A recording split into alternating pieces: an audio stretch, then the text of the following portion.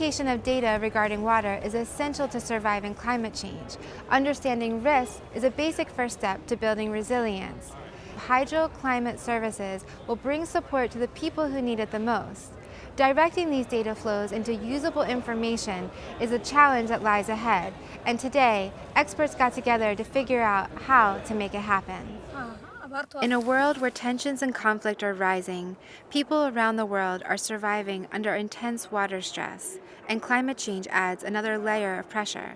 Water and climate data and information management is often the starting point of cooperation.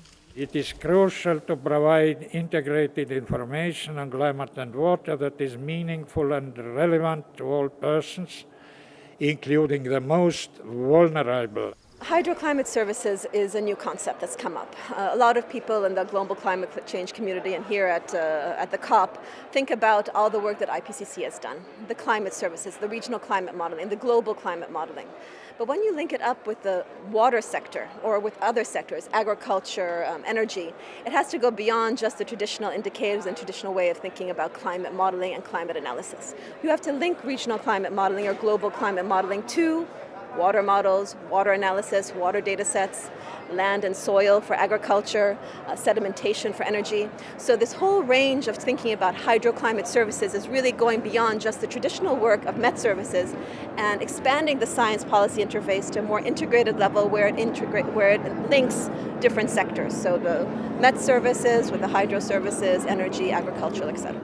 To advance solutions, the availability of good information is paramount. We collect the data on a long-term perspective. We use our archives. We do quality management to be sure that the data is correct, that it has no biases and its trends. And we analyze these trends. We look at anomalies, we look at extremes. So this is all statistics with a long data time series. Climate data will not give you a decision or give the decision makers a solution, but give them advice. There is additional data needed to be available, like the hydrological data, like, for example, the runoff data, like the soil moisture data, like the crop pattern data. And after that, all these data, you compile them and come with the decision maker to see where is the vulnerable sector. A huge new potential now exists, one in which information systems can flow data in both directions. The application of hydroclimatic disasters and knowledge is what we can disseminate through our Android applications, mobile services, social media, which can benefit communities to save their livelihoods, their infrastructure. And let me quote an example here.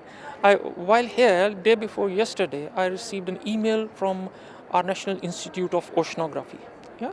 And they were telling the communities along the coastlines that the lunar distance is such that there's going to be sea intrusion. And the communities were asked to move away from their homes because whenever such an event happens, it's very damaging.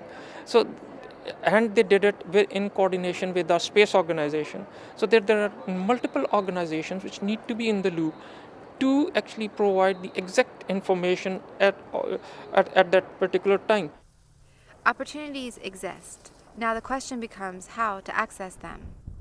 More advanced meteorological station should be available in Sudan for database. Mm-hmm. And this also need high technology transfer to developing country or to Sudan specifically. And capacity building also needed for governments and local community to use the hydroclimate services to help us to update the climate changes happening. The Green Climate Fund has initiated investments in projects during the last 12 months. We look for a paradigm shift. We look for projects that put forward transformational change, that have the ambitions to go at scale, to invest at scale in hydrometeorological services, but still keeping in mind that when we invest in the capital, There is also a cost for the country once GCF or other donors are exiting the project in operation and maintenance. Experts leaned in to answer the tough questions of today, addressing not only how to make hydroclimate services available, but how to make them accessible. The vision is now in place, a vision of equality and a vision of resilience.